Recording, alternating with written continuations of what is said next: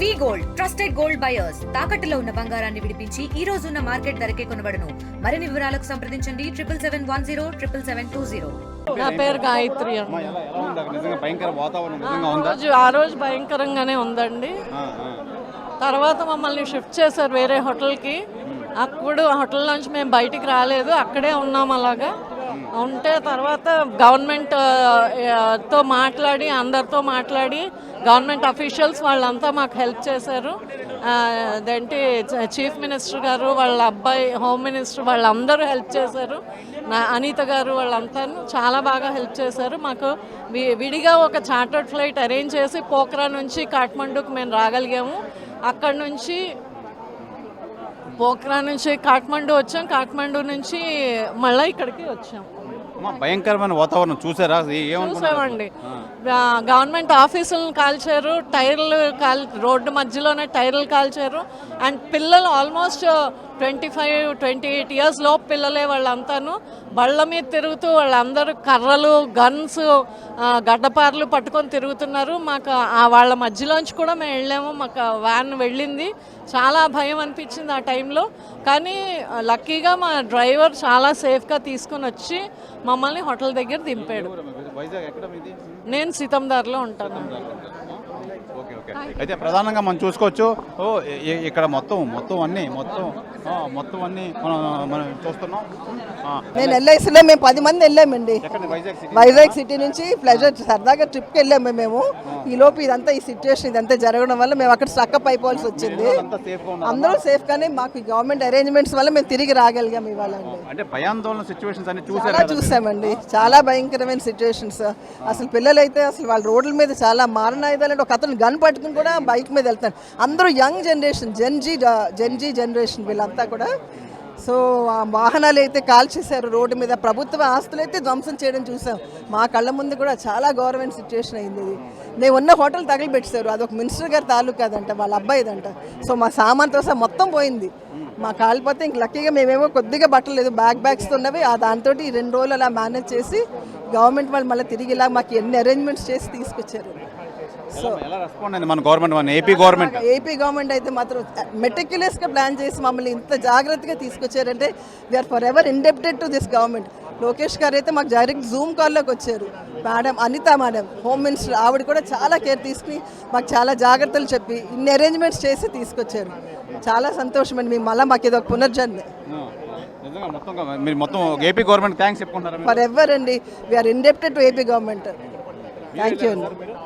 Okay, అయితే ప్రధానంగా చూసుకోవచ్చు, వీళ్ళైతే నిజంగా ఏపీ గవర్నమెంట్ కదా మేము థ్యాంక్స్ చెప్పుకుంటున్నాం.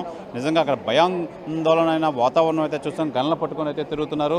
ఈ నేపథ్యంలోనే మొత్తం అంతా మనం నిజంగా ఎంత తొందరగా వస్తామని చెప్పి అయితే మేము అనుకోలేదు. ఈ నేపథ్యంలో అయితే మొత్తానికి చూసుకున్నాం.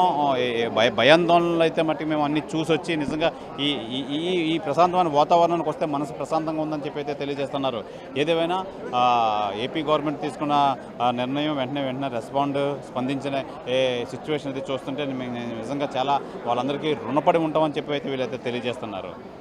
మేము 5వ తారీఖున వెళ్ళామండి. ఫస్ట్ ఇక్కడి నుంచి అంటే అయోధ్య వెళ్ళి అక్కడి నుంచి నేపాల్ ట్రిప్కి వెళ్ళాము. నేపాల్ ట్రిప్కి వెళ్ళి లుంబిని అవన్నీ చూసాము.